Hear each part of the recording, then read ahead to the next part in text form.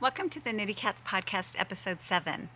If you're a returning viewer, welcome back. It's so good to see you again. And if you're new, welcome to our pod. My name is Julie, and I am coming to you today from the foothills of the Colorado Rocky Mountains. I'm a dyer and a spinner and a crocheter and a knitter and a seamstress. But most importantly, I'm a cat rescuer, and you can hear them scurrying behind me right now. I'm so glad that you're joining me today. It's going to be a little bit different format, but I think it'll be exciting. We are going to do the project bag review or discussion that I promised in the last episode. Also the usuals, whips, finished objects, acquisitions, what I'd like to do next.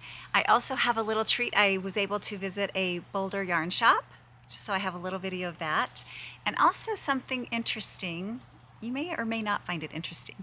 Collecting fiber to spin with. So grab a cuppa and a cat and let's get started.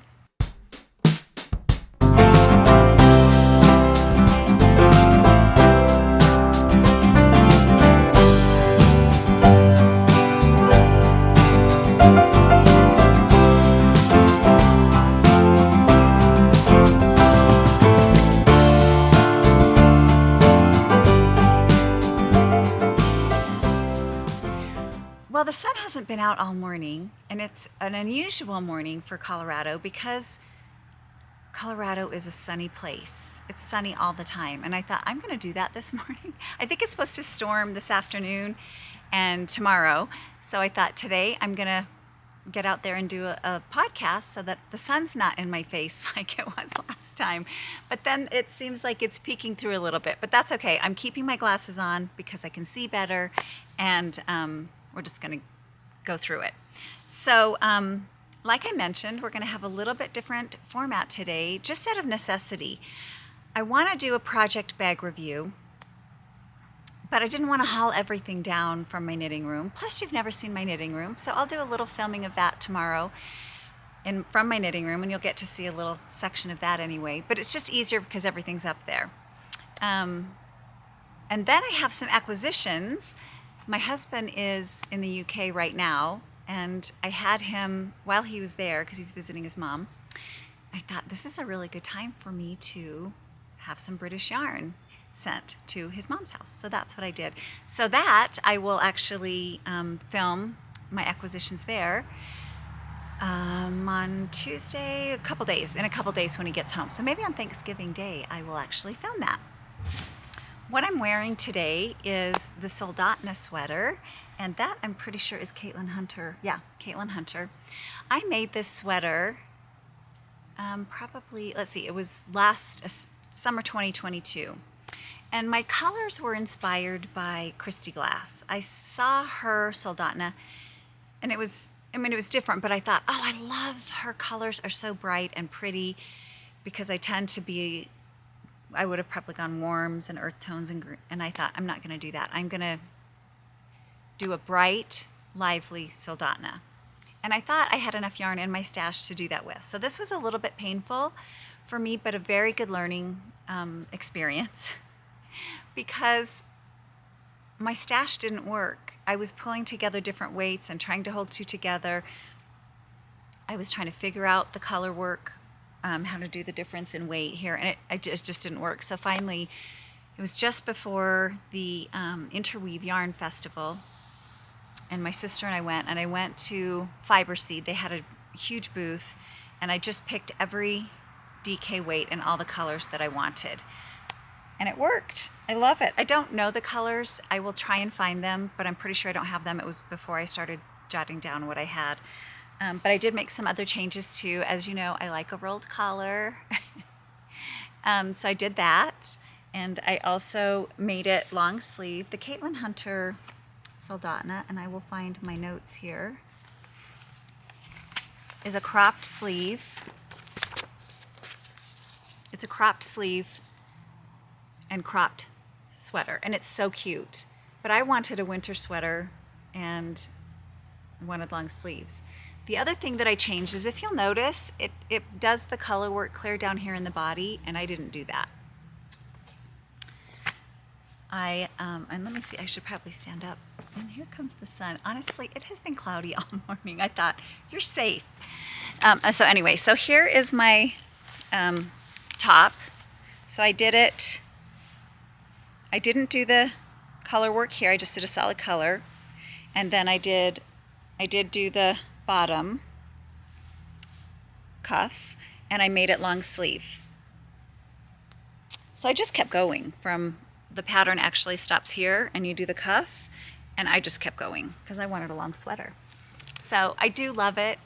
In fact, I got it out to put on this morning, and I thought, I love this sweater. It fits perfectly. I loved the fiber seed yarn. I thought it was really, really nice, consistent and soft yarn to work with.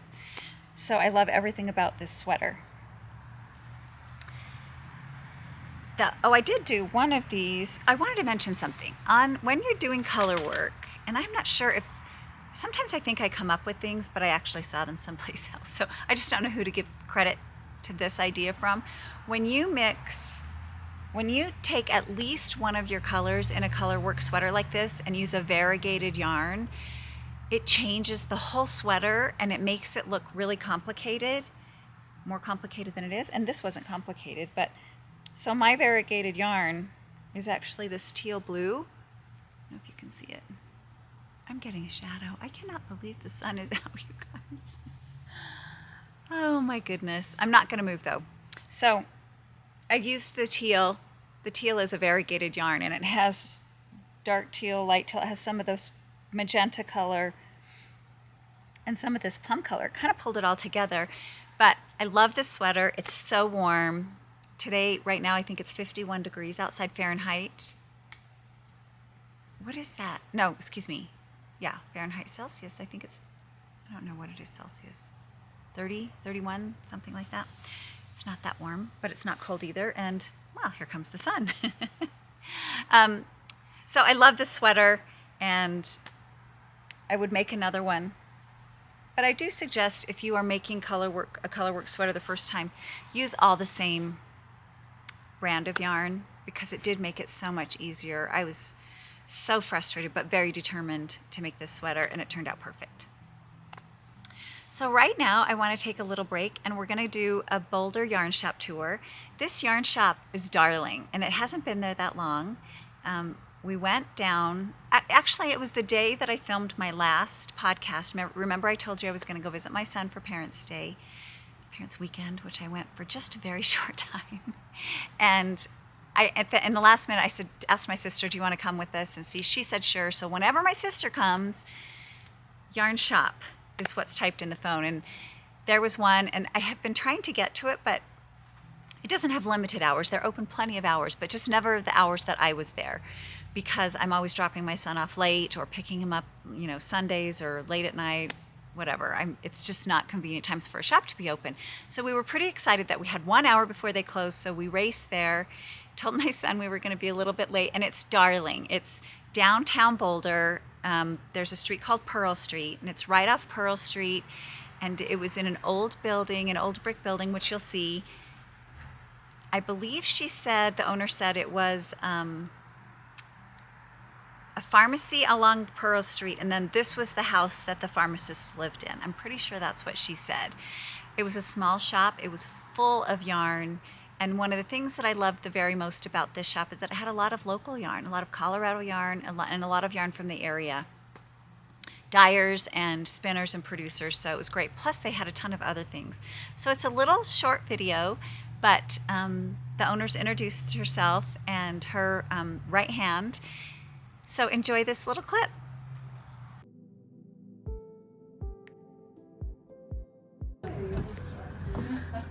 So this is a local shop in Boulder called Lula Faye, and this is the Colorado dyed wall. So all of the yarns here are Colorado dyers.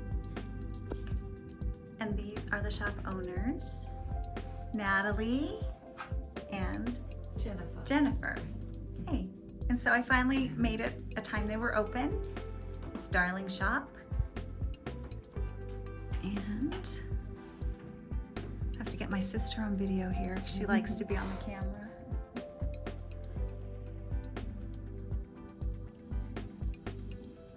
Look how cute this is. Oh my gosh, walls and walls of yarn, and it keeps going in a little knitting area, probably for knit night. So Boulder is about 30 miles south of where I live. Oh, look, a whole Woolen gang. Oh my goodness, they have a ton of yarn.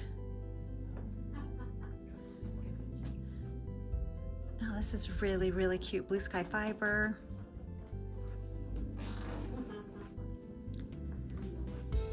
Gosh, knitting for Olive. Oh, look at all the knitting for Olive. This is awesome. How cute this is. Really cute. In an old building.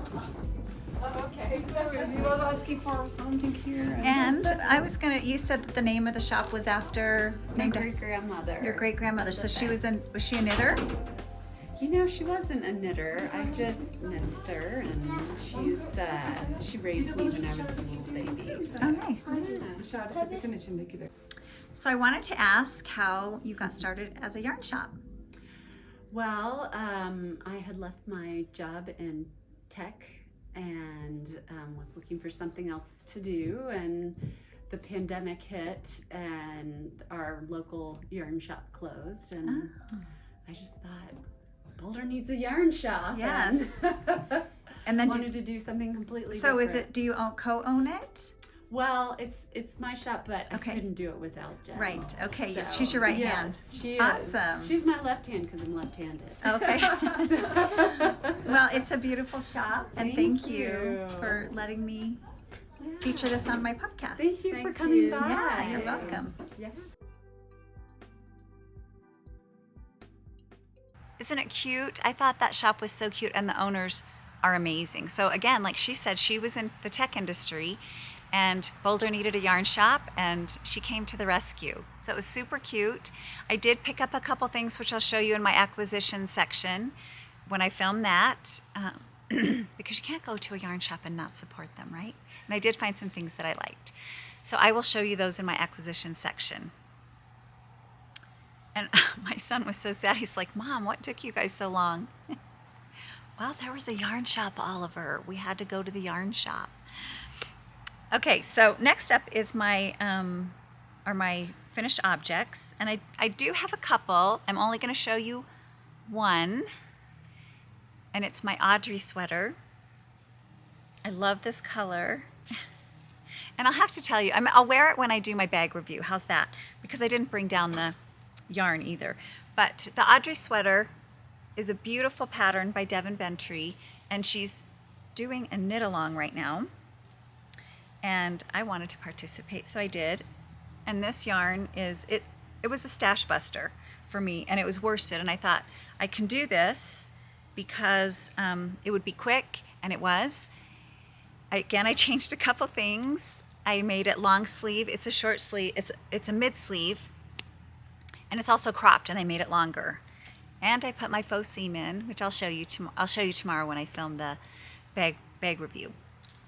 But I wanted to let you know that I did finish that. It was a stash buster with Cascade 220, but it was like silk and something. No, it wasn't Cascade 220. It was a Cascade yarn. I have no idea when I got it, where I got it, or how long I've had it. But I had enough for a sweater with one extra skein left over. But I think the color is so pretty, this teal. And it knitted up great. One thing that I'm trying to do is I love the way that the Italian bind-off finishes a garment. I did it on my cuffs. I didn't do it on the hem, and I wished I would have. It's very stretchy. So here's the traditional bind-off, and that's on the hem. And here's the Italian bind-off. And I don't know if you can see a difference, but the Italian bind-off just kind of rolls, and it's very stretchy, so it's a little more forgiving. I'm getting better at it. I struggle a little bit with the connection. There's just like a little gap there that I have to figure out for it to be absolutely perfect. But again, it's under here, so no worries. But I want to start doing that on all my garments. It takes a little bit longer, but I think the roll, it looks very finished. I did it on my April cardigan, and I've done it on this one. So I'll wear this tomorrow when I do my bag review because I think it's really pretty. The only thing about this, and I've made it, this is the second time I've made it, is my first one was a little bit big. This one fits absolutely perfect. I went a little bit tighter. She does something really neat, how she starts with a small needle. You use 3 sizes, the small, and then you have a medium, and then you have the next size. And that's exactly how you do the collar. You do small, and then you graduate to the medium, and then you do the next. So there's just real gradual transition that's beautiful. But I really want to put short rows in this next time. I really do think this needs short rows. And I'm just always in a hurry, and I need to stop being in such a hurry and do short rows because I just think it would fit me better. So I'm going to figure out how to do that the next time I make it, and I will make it again because I do love this sweater. I like open collars, and this is beautiful. You'll see tomorrow. The next thing I have finished, I'm not going to show you because it is my entire next podcast. And I have to say, it's so cool. I'm so excited. I've been working on it for about 2 weeks. The podcast, I will have an interview from a foreign knitter. I'm so excited. It's hard for me not to spill the beans because that's how excited I am. So if you have not subscribed, please do so. Because then you'll know, it'll come up in your feed when this comes up. I don't know if I'll be able to get it off in December. Remember, I'm in retail. So right after Thanksgiving, I kind of dive in and I emerge in January and just pray that I'm in a whole piece because it's very hectic. It's an adrenaline rush, and I'm grateful for the opportunity, so I'm not going to complain, but it's a lot. So I don't know if I will be able to get it done in December. I wished I could because I think it would be great viewing for Christmas for those of you that get to take time off at Christmas. It's so cool. But it more than likely will be January by the time I get the interview edited. And but anyway, subscribe if you haven't because that way you'll know when that comes up. The next thing I have, so that's all I have in finished object. I finished 2 things. But I do have a work in progress, which I showed you, and it was the Flux Cowl by Devon Ventry. And I bought this beautiful Surrey alpaca silk yarn from her. And it is so soft. I don't know what it is. My color is Thistle, and it's baby Surrey alpaca, 90% and 10% silk. That's all that's in here. And this is so beautiful. I don't know if you can see that. It's like a cloud. I am struggling a little bit, I want to be honest, because it's like you can't knit and not look. You have to be really careful because it catches, but it's really pretty, and I can't wait to wear it. And I think I told you last time she wore it as a shrug or as a cowl. And it was so cool. So I'm excited. I need to get it done so I can wear it during the holidays over like a black swing dress and bring it down and keep my shoulders warm. Or if I get hot, I can make it into a little cowl. So I'm pretty excited about that. That's my Flux cowl. Okay, the next thing I wanted to tell you about was what I have for my dreams or what I'd like to do next. And as you know, when I did my dyeing, I made this wonderful yarn with the rabbit brush. I dyed this. Let me get out, see. And it's this beautiful color. Ooh, this one should be in the sun. If I can get it in the sun. Anyway, this yarn is so beautiful. And as you know, I was very excited to make something with it, and I have figured out what I'm gonna make. I have 3 skeins. I have 300 grams worsted weight yarn, and I am going to make the Montpelliar Slipover. I probably won't do the turtleneck all the way up. I might, but I probably won't. I probably will just start it down here, which I know then I'll have enough yarn. But I think it's so pretty. Slipovers are fun. They're very popular, definitely trending, and I'm excited to do this one, and it'll be a quick knit. So this will be my December knit, because I have to have some rope rainless stuff in December for sure. And look at the side. I think the side is really, really pretty.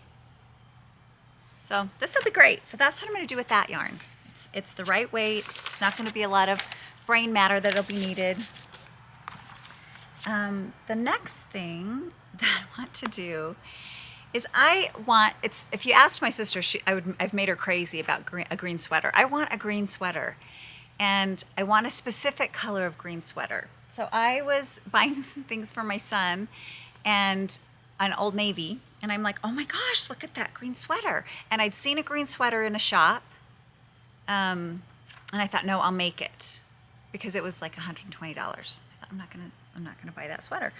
But it was with a crocheted skirt. I'll put a picture up. It was so cute. And I'm like, oh, I love that combination. It'd be wonderful with a houndstooth skirt, which I have.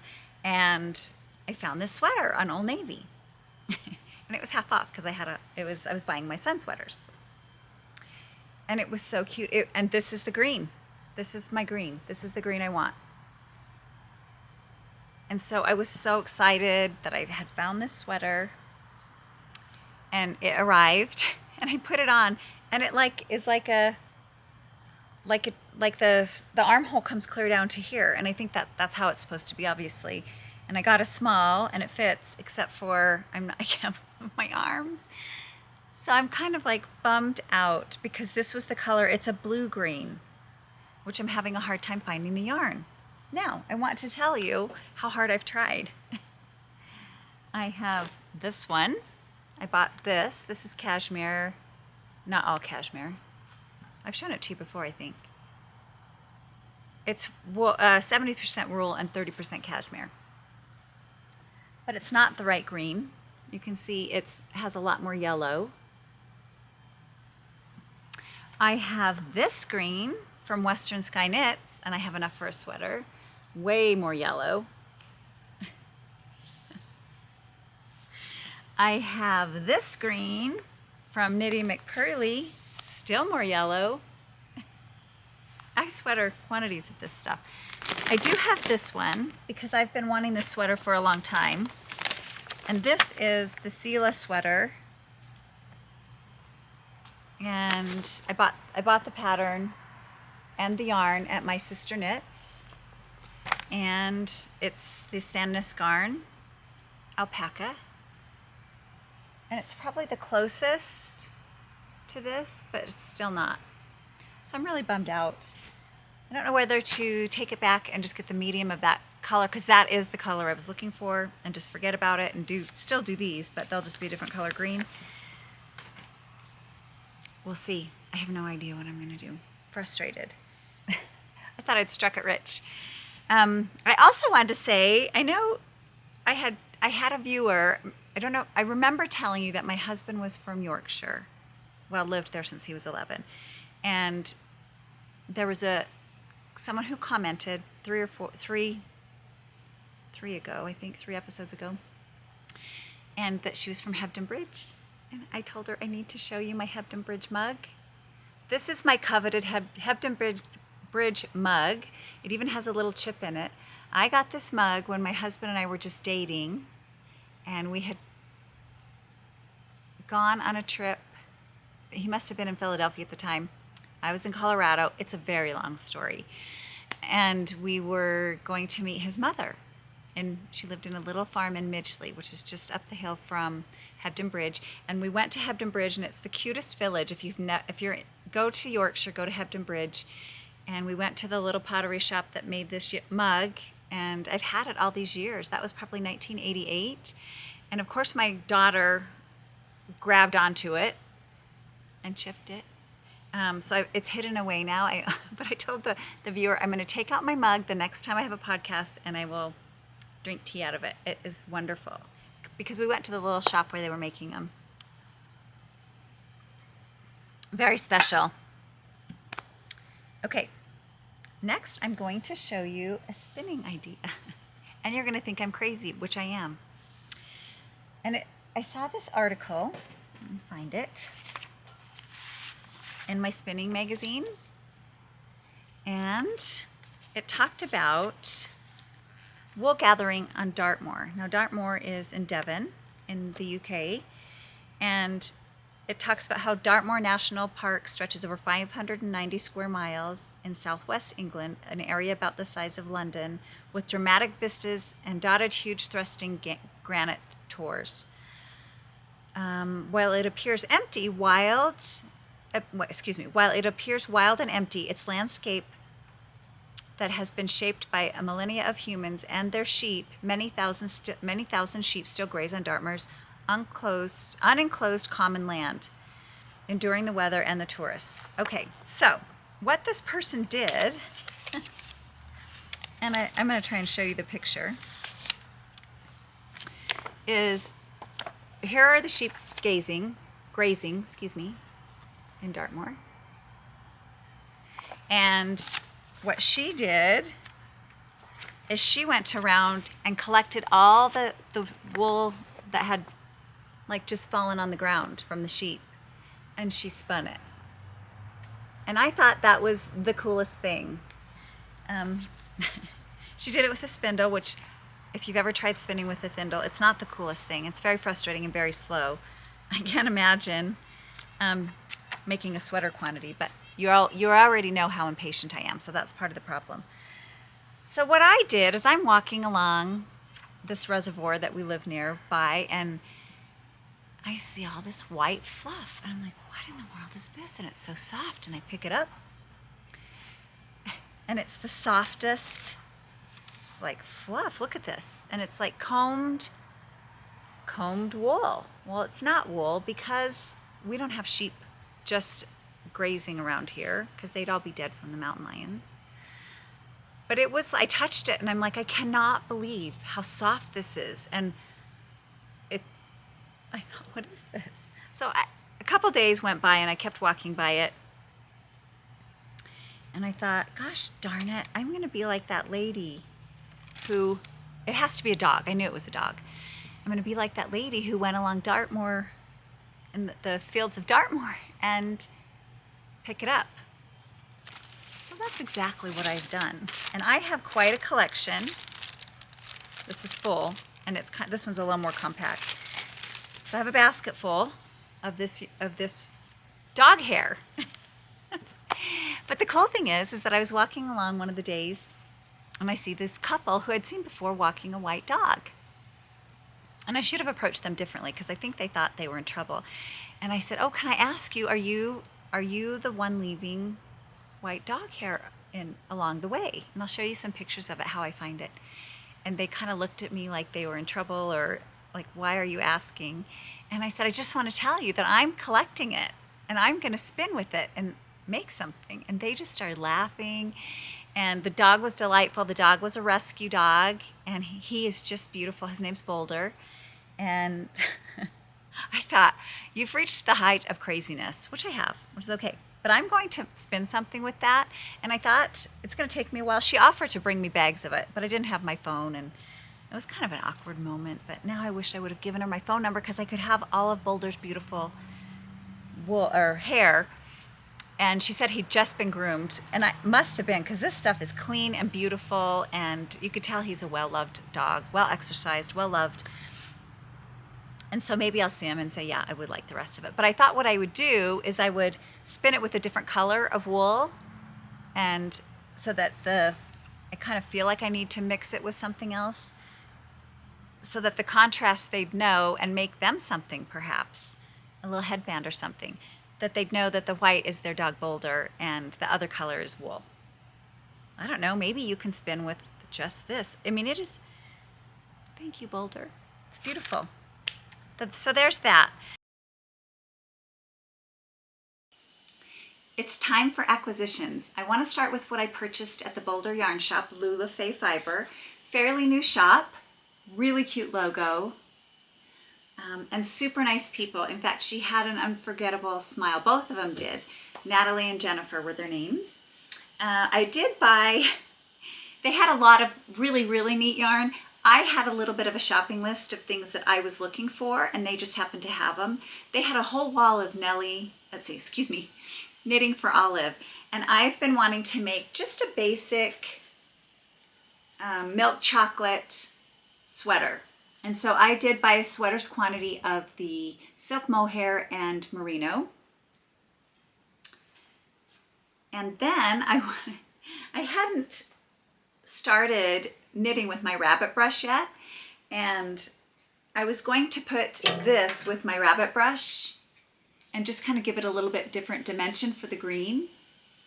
But it would have changed the weight, and so I didn't do it. I will use that for something. I only have 3 skeins, so it'll probably be a vest. And I did hit the clearance table, and I found this, which is, again, silk mohair and merino. A hat, just an odd silk merino, excuse me, yeah, silk mohair. And then I did buy 4 skeins of this black because I do want to make somewhat of a little bit dressed up black sweater. So that's what I bought. But the cool thing is that it came in a project bag with her logo on it. Let me see if I can.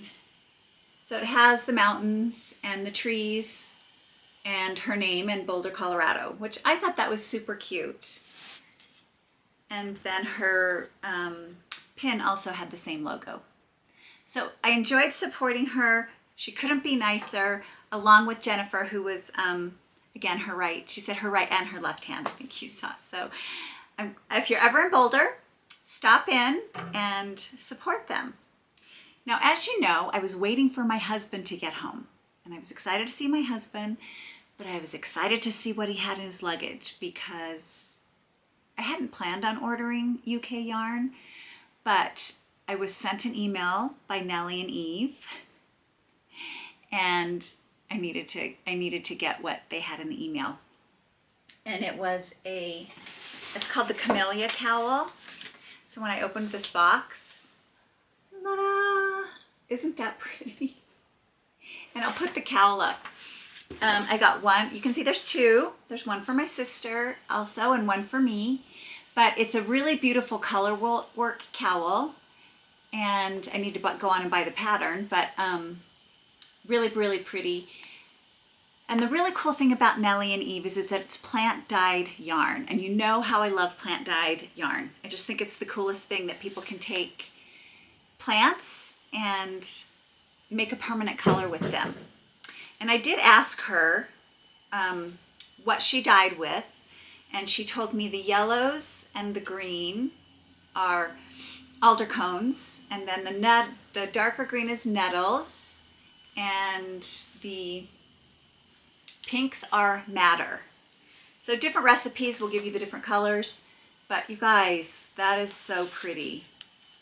So if you live in the UK and you haven't purchased from Nellie and Eve, check them out. They're in Wales.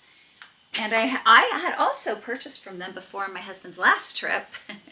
I haven't made anything with them, but it was a limited editions. Limited editions get you, don't they? This is 100% Welsh wool, and it's called Brackenberry. And I have a sweater's quantity of this. It's looking kind of gray in that, but oh, there's some purple. It's a really, really pretty dark lilac. But I need to do something with this because it is really, really pretty. So this is 100 grams, 450 meters. But I have 4 of them, 4 or 5, I don't remember. I have enough definitely to make a sweater. The next thing will tie into the podcaster that I'm going to recommend this time. And her name is Jane. She's the Cornish knitter. She has a yarn shop, excuse me, I believe it's in Falmouth, which is in Cornwall. And I've watched her from the beginning, and I just think she's delightful, and I like her patterns. And she talked about, a couple weeks ago, this wool. Now, she has a financial interest in some wool, a wool farm, I believe. And she actually took the later part of the podcast to go to the farm, and they did a tour. Excuse me for 1 minute. And I was in. She in the podcast. She's making a beautiful vest out of this yarn, and then she takes you to the farm, and you get to see the sheep, and that's all it took for me.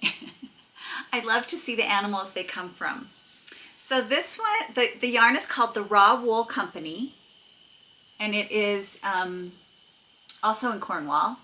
This is 30% Wensleydale and 70% British Zwarbles, with a Z, Zwarbles. Now, the cool thing is, and what hooked me, is they showed this little flock of Zwarbles, and they're this color. And I thought it was so interesting, and it's a limited edition color. It's called Rum and Raisin, and it's applicable to the color. So look how pretty this yarn is. It's like a dark chocolate, not black, not brown. I guess it's more brown, blackish brown, but it's beautiful. And I don't know what I'm gonna make. Have enough for a sweater, because that's all I do now. I'm not buying onesies anymore. I just don't like to. I don't know what I'm gonna make. It's so cute. It says yarn in the color sheep intended. Oh my gosh, that's so cool. That's cool. But anyway, these little brown round sheep were so darling. I'm gonna link the video, go watch it. I think this is probably sold out by now, but you can try. But they did have a lot of other colors of natural colored yarn, naturally processed, undyed yarn, excuse me. Those are my acquisitions. I need to get started. Now I want to pause and go to the project bag review. It's kind of a fun thing for me to do. It brought up a lot of memories, and I hope you enjoy it. So this is a little portion of my knitting room, and we'll do our project bag review here.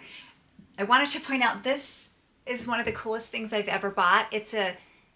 I went to an antique store looking for something to put my yarn in when I first started knitting and putting together a knitting room. And it's the top of a antique china hutch, just the top. And the glass is super cool. It's wavy, the old glass. It didn't have a top. It was just kind of open because remember it was the top of a hutch. So my husband cut me a piece of wood and I painted it and he attached it. And it's the coolest thing. It opens like this, just like a china hutch would, and it kind of creaks when you open it. It's super cool. So I love this part of my knitting room. I sit over there looking at it. So it brings me a lot of joy. I have it organized and I have my singles in there. So my one-offs, just one skein wonders. And it allows me to then just pull if I need to do a color work or I want to do a hat or mittens. I'm not sorting through all of my yarn looking for just one, because you don't want to grab, if you have sweater quantity of something, you don't want to grab it and make a mitten out of one and then not have enough, right? So I organized them this way so that I would be able to pull from them. And they're organized kind of by color. It gets a little disheveled. The rest of my yarn, which I'll show you one day, once I'm brave, because I'm embarrassed how much I have, is organized by weight. So Aran, super bulky, worsted, etc., etc. And then within the weight, color. So that I will show you that one day. Not today, but I did want to point this out. I also am wearing the Audrey sweater. I love this sweater. It is a beautiful pattern and a super simple pattern. The thing I love the most about it is the collar. I love this collar because I like openness. I don't like my neck to be constricted. So I really enjoy wearing this, and I think on a cool day you could put a beautiful silk scarf with it and it would be really, really beautiful. I mentioned that it starts off with a smaller needle, then a medium-sized needle, and then quickly goes to the rest of the body needle. Also, remember, it is a mid-arm, mid-length sweater, and I made it a long sweater this time. And I also made it not cropped, so it's a longer sweater and longer sleeves. I did want to point out that I did the faux seam. I hope you can see it here. I like that, as you know. The only thing that I would do is maybe add some short rows in the back. And you can see how it's low. It's not bad. I just would rather have it come up just ever so slightly, and it would be more comfortable for me.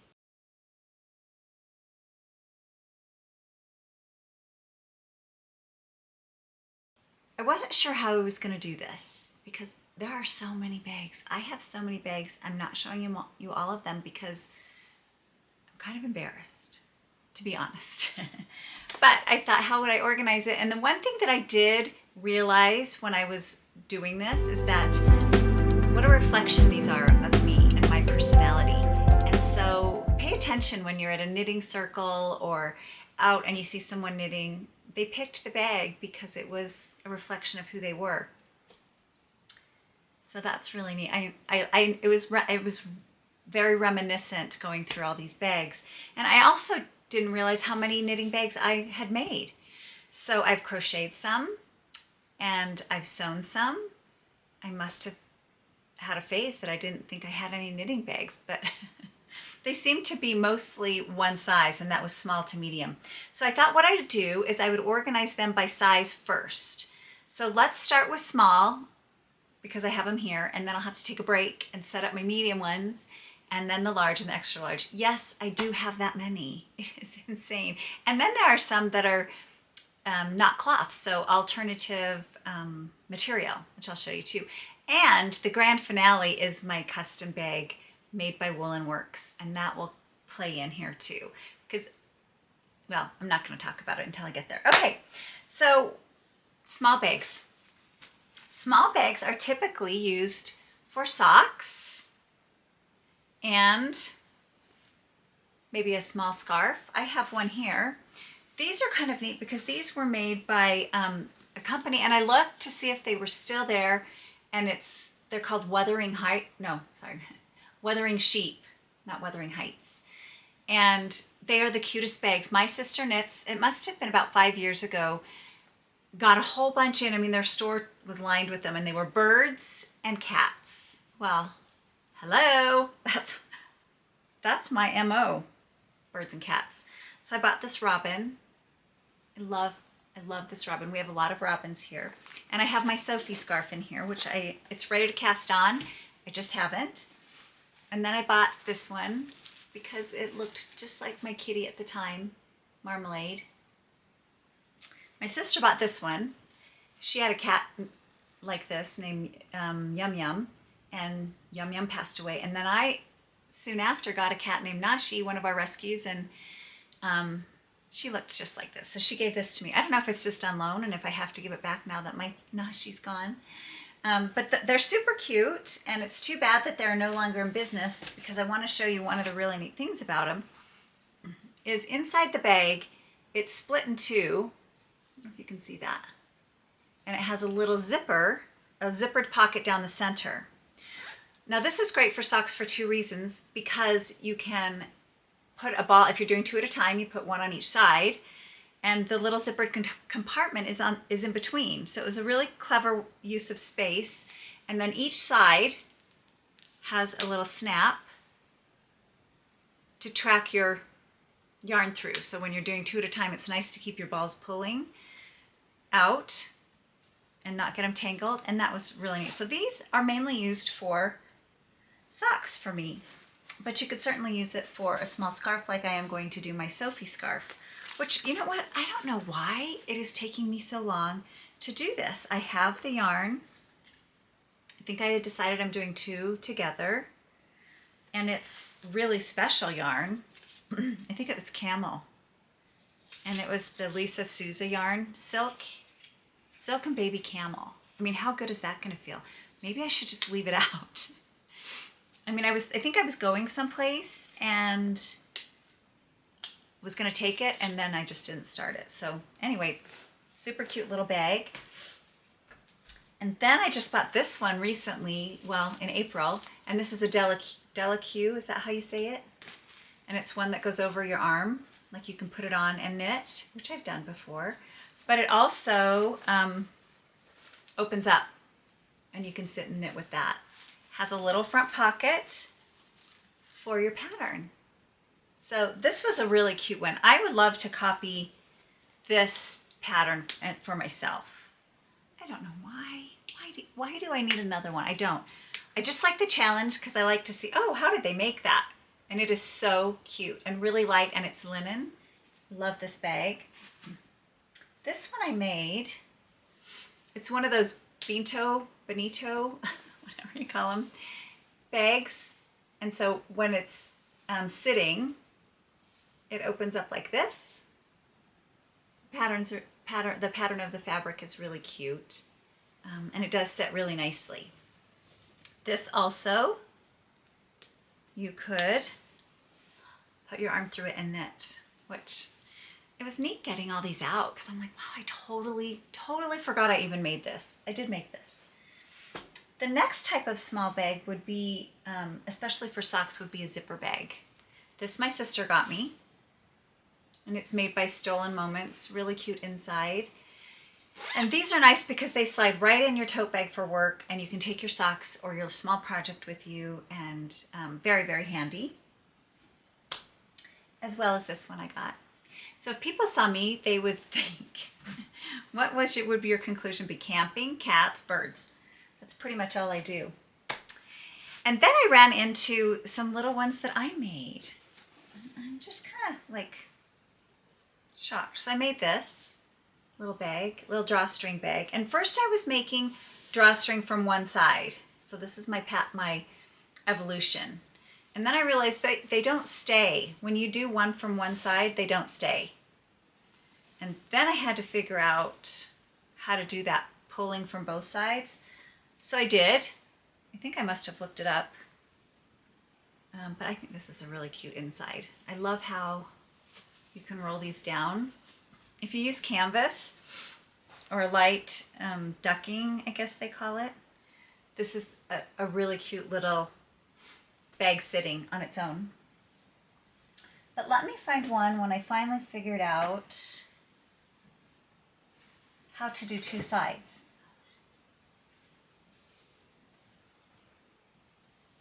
That would be this one. So this little owl bag, which is really cute, and I made an owl stitch marker to go with it as well. But this one I finally figured out how to do, pulling two strings. And it's just easier, and it stays. When you do one string, it doesn't stay. So that was something I figured out. So I think those are my small bags that I want to show you. So I need to reload. I'm going to reload with my medium bags. So hold tight. Time for medium bags. Now I do have to say, the medium bag shocked me a little bit. And again, I'm not showing all of them to you. Sometimes do you do that? Like you kind of hyperventilate about how much knitting stuff you have. And I'm not sad that I have this much. I'm sad I have this much because I can't possibly use it. So I guess there's a difference. In fact, I was watching someone on Instagram, and it's this lady who had been back from a yarn show, and she said, we need to stop shaming ourselves and feeling bad about how much yarn we might buy someplace or how much yarn we have, because we are supporting something that we love. And I get that, and I believe that, because she was talking about how often do we sneak it in, say, I'm not going to let my husband see, I'm not going to let him know how much I spent. And I totally do that, and I'm stopping doing that because I work hard and I don't do a lot of other things. I will one day, but I work and I knit. That's all I do. And so I'm not going to apologize anymore for what I have in my knitting world, because I keep it organized, it's clean, and it's harmless. It's soft, right? It's soft. So I'm not embarrassed because I have a lot. If I used it, I wouldn't be so embarrassed. That's what I'm trying to say. So let me go through it and tell you how it evolved. So it was kind of cool.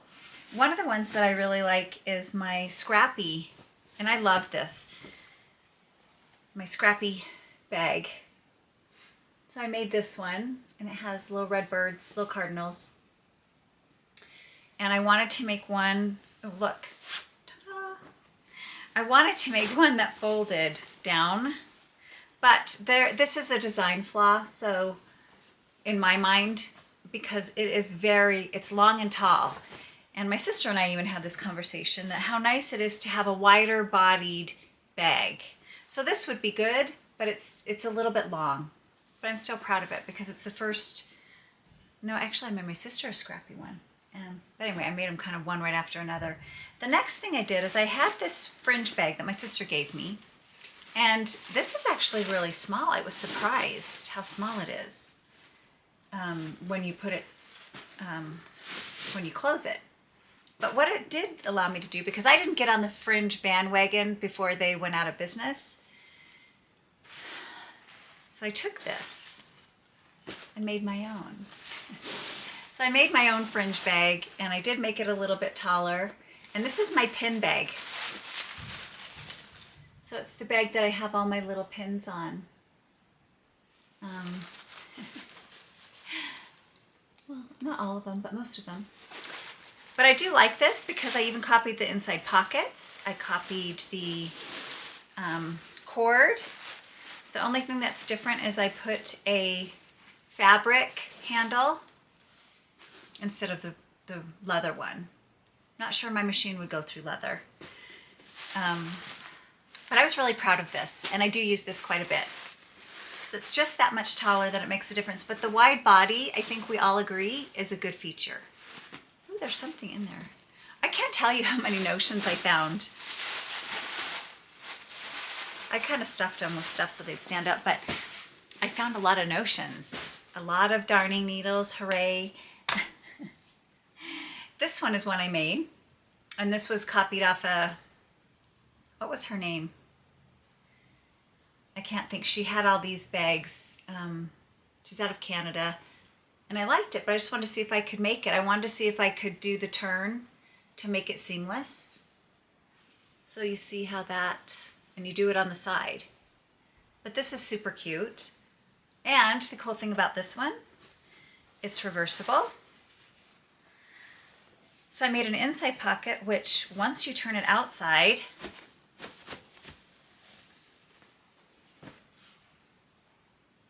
is outside pockets. So this one I think is really cute, and I would make these again. Again, you can knit while you're traveling. I forgot I even did this till I found it, so I got kind of excited about this one. I can't tell you how many times I wish that I would have been a knitter when I was sitting waiting for kids at everything that I was waiting for. I would race out of work, and it was minimum 30 minutes to get to from work, wherever they were. And sometimes then I'd sit there for 30 more minutes or 40 minutes. It'd make me so mad. And I wished I would have been knitting because I could have been calmer. I have this one that my sister made, which I love this. This is another medium size. I like the zipper, and I love all the fabrics that she chose. This has a really pretty lining. And these bags, and they have a great bottom. Nice bottom. So they sit. So irritating when your knitting bag falls over, isn't it? Oh, I get so mad and it tips over. And so wide bottom bags are really important to me. And she made them, and they were just really special because she's not as much of a seamstress as I am, but she made a whole bunch of these bags, and I got them. I got 3. So I like them. Here's another one. I use them all the time, especially for traveling. Excuse me. Because I love the zipper. This one has a pretty fabric inside too. And her little tags. This is a great size for traveling because it fits in your tote bag. And then this one you'll recognize.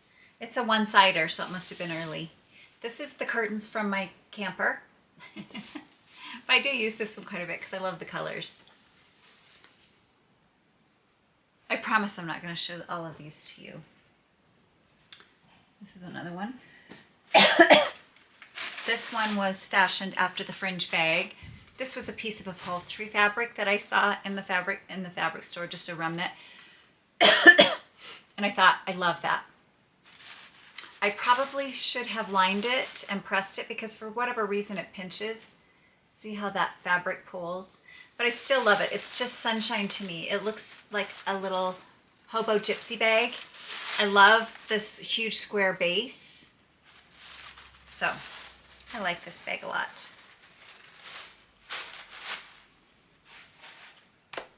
And then, oh, here's another one my sister made me that may have been a small, considered small. But we both like the UK, and she had this fabric of the tube stations, and then the pocket on the inside is made from the tube map. I don't know if you can see that. Which, how cute is this? And the little stitch markers that she included were the little British flag and a little sheep, which I don't know why that's falling funny, but it is. I don't know if you can see those. So cute.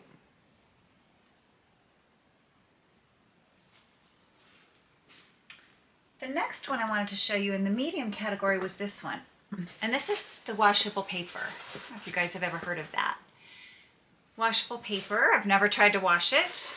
It just has a really different feel. I don't know if you're supposed to fold it or if it came folded like that. I don't think it did. But I use this just alongside of my chair when I have something to throw in because it feels like hard leather. But again, square bottom, sits nice, great to pull things out of. There's a couple that I made. I crocheted this early on.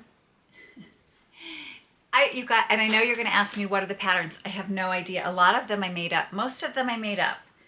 This one, I don't know what I did. I'm pretty sure I made this up too. But I just crocheted a oval base, and then you just kind of go up from there. And then you kind of, I don't know if it's called binding off in crochet. And then I just join the handles. And this I just thread through afterwards and kind of made a little knot flower. Totally made it up, no pattern. This one, same thing. And I use this quite a bit too, which you've seen before. And again, this one I made a round base and then just crocheted up and changed the color at the very end. So it's actually a round basket. A round crocheted basket. I love this one. Then, when we went to Italy, I was in a tourist shop, and they had all the lemon things. It was in southern Italy. And I saw this little bread bag. And I thought, is that the cutest little bread bag? So cute. I wasn't thinking bread bag. I wasn't thinking rolls. You know what I was thinking. Yes, I bought it for my yarn, and I loved this. I came home and put a snap on it because, again, it just sits. And that went down, that started me with a couple little wide bottom bags. They're like little buckets or little baskets. So I made this one. If you could see the fabric. And I put just little snaps on them. And then I made this one of my favorites. I love this one. This is a little bit better size. Big bottom. Cutest cats ever. And then the little yarn on the inside, the lining. Now, none of these bucket ones have pockets. They're just buckets. But this fabric is so cute. It's little balls of yarn and cats. And then I always put a little tag on them just for decoration. I stole that from my sister. And then sometimes I put a snap and sometimes I don't. Here's another one. A little bucket. Wide bottom. Really cute. Trees. And a really, really pretty inside.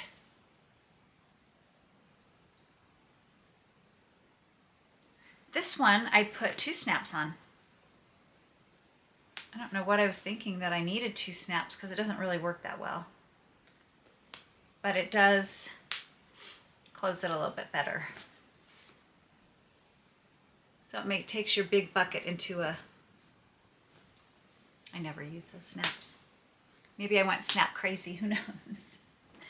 Okay, the next one I will have 2 more in the medium.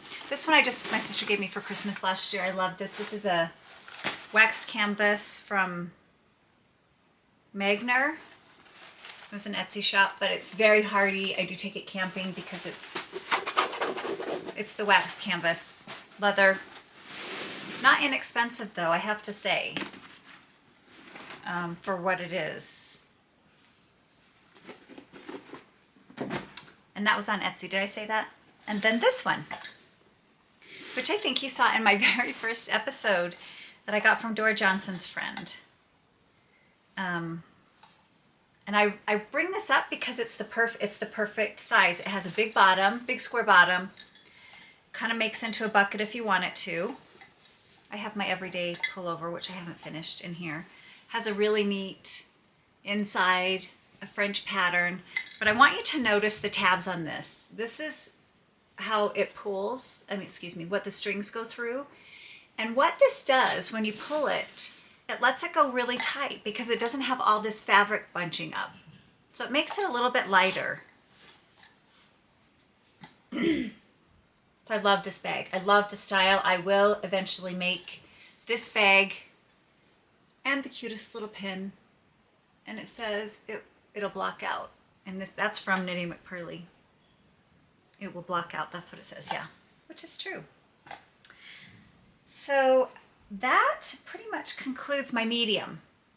Large, I don't have as many, but the most exciting bag of all is in the large. So stay tuned. Large bags, here we go. So from Weathering Sheep, I did purchase a larger bag, and it's the Hummingbird. But do you remember I told you it had the inside zip? Here you can see it a little bit better. It doesn't work on the big one. For whatever reason, it's irritating.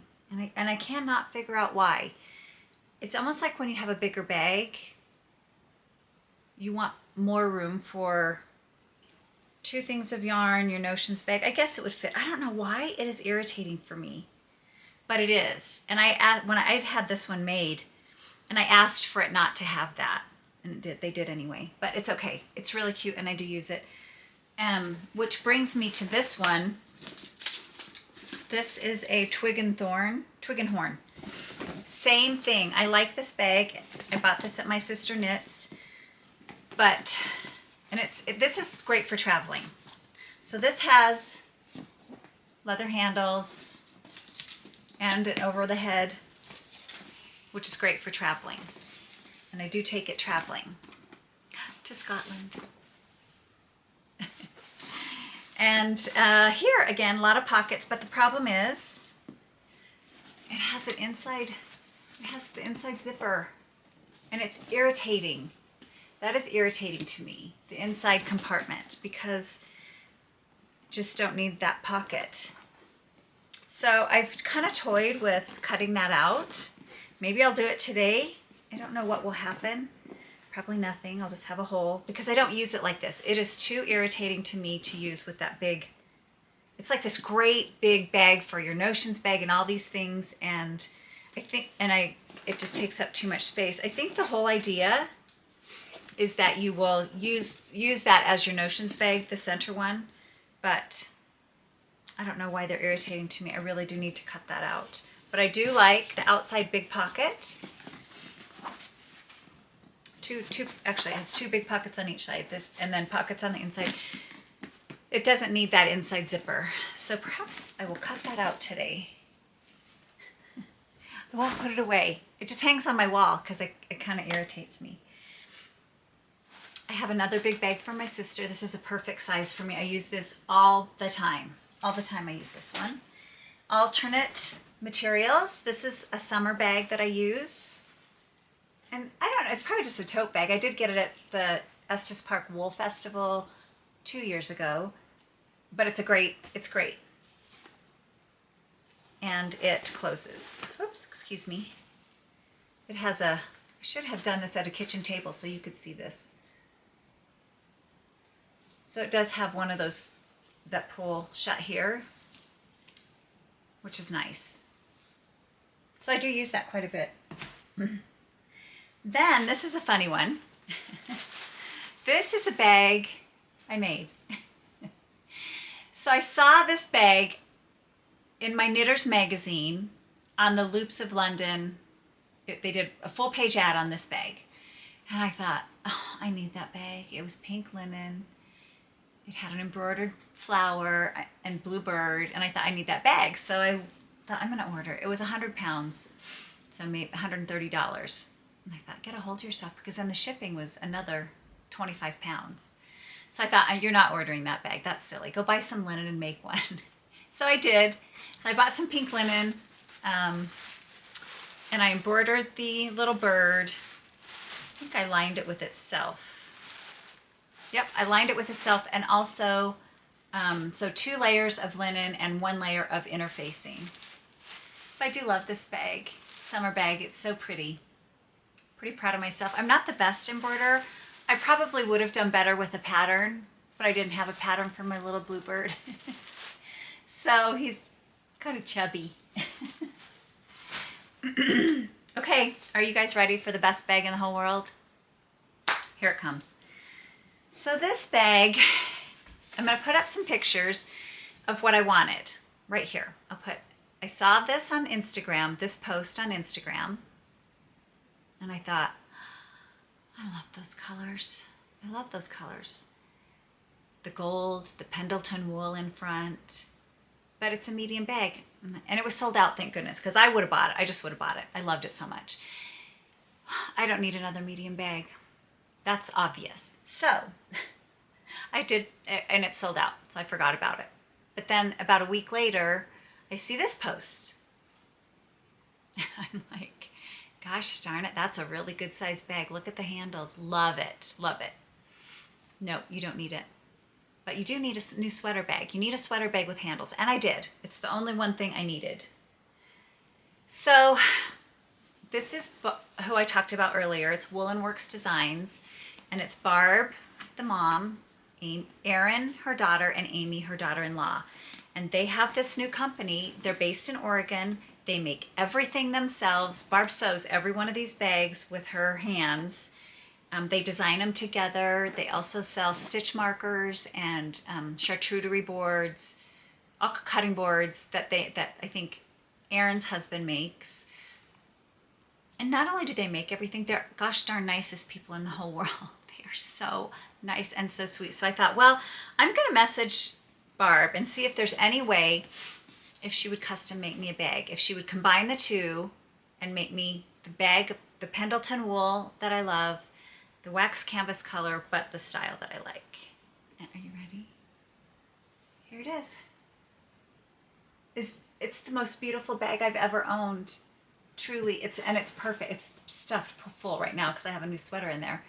But it is so beautiful. And the leather straps, leather trim. I don't know if you're not from America, you don't know what Pendleton wool is, or if you're younger, you may not know what Pendleton wool is. But Pendleton wool, when I was young, it was the epitome of wool. I mean, anything nice, any nice garment made of wool was made of Pendleton wool. And they live in Oregon, and I kind of think that that's maybe, or I don't know where Pendleton wool's from. Maybe not. I'm thinking Eddie Bauer. But I had an Eddie Bauer coat when I was young because my dad used to buy us nice winter things because of where we lived, and it was lined with Pendleton wool. So it was this Eddie Bauer outside winter coat lined with Pendleton wool, and he was very proud. He bought the same one for my sister, myself, and my mom. We all had matching ones. But this is Pendleton wool, and this bag is just absolutely fantastic. It's the perfect size. It has a snap, pockets on the inside, a big pocket for my pattern on the outside, slides right in, 2 pockets for phone. When I got it, I told my daughter, I was squealing. And she said, Mom, and I said, I know. I'm so happy about this bag, Bella, and I want to use it as a handbag. So that's my bag, and I can't thank them enough for making this because I haven't been as excited about anything in a long time. Thank you, Barb, Erin, and Amy. It is beautiful. But that wasn't enough. They sent me something to test. So I did pay for that. Oh, that's the beauty of their bags. I don't know how much you'd pay for that bag. I think that twig and thorn bag was a couple $100, which is crazy. The custom bag that I had them make with leather, Pendleton wool, custom made, was $75. So you guys need to go on their website and buy something for yourself, because I can't imagine them keeping these prices this low for this long, because that's I would expect to pay at least $150 for that bag, and it was $75. It's half the price. They hand make everything. I just can't say enough about their stuff. So I wanted to also say that I got this, if I can get it undone. Kind of a dork. Okay, so then she sent me this to test, just to get my feedback on. And it's a needle holder. And she meant it for double point needles. I don't have great double point needles, but I'm gonna get some, I think, for Christmas. Look how cute this bag is. So I didn't show you when it was folded up. It has a really cute little button on the outside. Their wax canvas feels like leather. Has their cute little logo on the back. And it's for double point needles. But like I said, I don't have a great set. I think I'm gonna have to invest. So I put my favorite needles in there because I want to use it. And it's a little bit big for my favorite needles, but I needed to use it. And then I pinned my cords on there. So maybe they'll make a circular needle holder, because I would definitely get that. And I saw on their website, they have this red and the brown. They are just stunning. They're beautiful. So thank you. That was beautiful. I did have a couple more from them. This is, I think I've shown you before. This was my mid-size Woolen Works bag with Pendleton wool. I mean, this is amazing. And then my little Notions bag, which I have full and I use. So it's great. And it's so me. This is so me. Outdoors, natural. Love it, love it, love it. I think that's all my large bags. Now we'll do extra large. You guys are gonna think, yeah, you know what I'm gonna do? I'm gonna take a picture of what my room looks like with all these bags all over the place, because you'll laugh. So I'll insert that at some point. Okay, so these are extra large, not large. I don't have as many, but I do use them.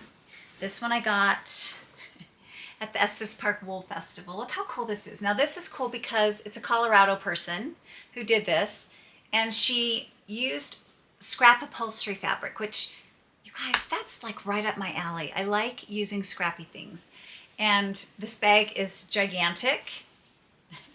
I'm just gonna lift it up. I can't talk while I'm holding it up because it muddles my voice. So I will just let you look at the pockets and the different patterns of this bag.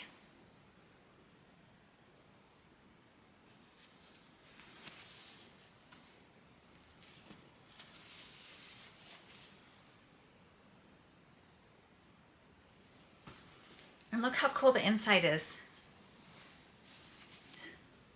She just picked really cool fabric. When we were at the booth, I'm like, I have no idea what I'm picking. And it has inside pockets. It has these big outside pockets. Lamb Spun in Fort Collins does carry these. So if you want to buy it and you're in the northern Colorado area, she does carry these. Oh, here's the name. St. Clair Designs, made in Colorado. So these are so cool, and it has a nice pleather plastic bottom, so the fabric's not gonna rip. I love this bag. What do you use extra large bags for? You use them when you're going someplace for the weekend. You use them, like I've used them like crazy going to my mom's house, because I have to put some knitting, some crocheting, my computer. This is one that my sister knits gave me, and I love this bag. This is the one I probably use the very most. This is a canvas bag. It's so sturdy. It has a really nice bottom, leather straps. This bag holds everything, and I never feel like I'm gonna break it. It is so sturdy, and I love the color. Thank you, my sister knits. I love this bag. I use this bag. I travel with it. I take it on the plane. I love this bag. And I like this bag too. This bag my sister got me. And this I took just to my mom's house yesterday, because I had to take my ball winder. I was gonna wind up my yarn, which I did. So that's what you use extra large bags for. And I have my cute the little sheep. Do you see him? I got him waiting for the ferry, leaving the Isle of Skye, when my husband and I backpacked through Scotland. 2018. We took 2 weeks. That was the most amazing trip ever. So we were waiting for the ferry and they had a little shop and I bought that little guy. Love him. Okay, one more thing I'm going to talk about really quick and we will conclude. And that's like alternate things. So probably all of you use baskets. I use this a lot, especially when I'm carrying things around the house. This one, my sister talked me into at the last yarn festival and I'm like, I don't need it. I don't need it. I'm not buying it. I'm not buying it. But she was buying a really cool one. Hers was cooler. Of course, she ended up with the cooler one. But I really love this. And it's this gigantic bag. Or, excuse me, wicker. Is that what you call it, wicker? Anyway, woven bag. And I have a blanket in here that I've been knitting for my son. It's kind of a funny story. I'll tell you really quick. When my son was a freshman in high school, I thought, won't it be nice if I start knitting a blanket for him? When he goes to college, he can take it and use it on his bed in his dorm. I didn't want to use any yarn that wasn't washable, so I just bought the Pound of Love or Pound of Yarn or whatever. And I started making this blanket. Oh my gosh, blankets take a long time. Well, he's a sophomore in college. So 6 years later, this is how far I am. Not very far. But he is, I'm thinking maybe graduation. Graduation from college, he'll need something for his first apartment, right? New goal. Okay, that's it. That is knitting bags in a nutshell. I'm interested to hear what you use for knitting bags and what you carry things in. I think in probably different parts of the world and different countries, you probably use a different bag because if you're using public transportation a lot, you might use more of the sling. I don't know what you use, but I'd be interested to know. Thank you for letting me share my knitting bags with you. I hope you enjoyed the project bags and thank you for sticking with me. I know this was pieced together. Maybe that's a good thing. I don't know. We'll see how it turns out.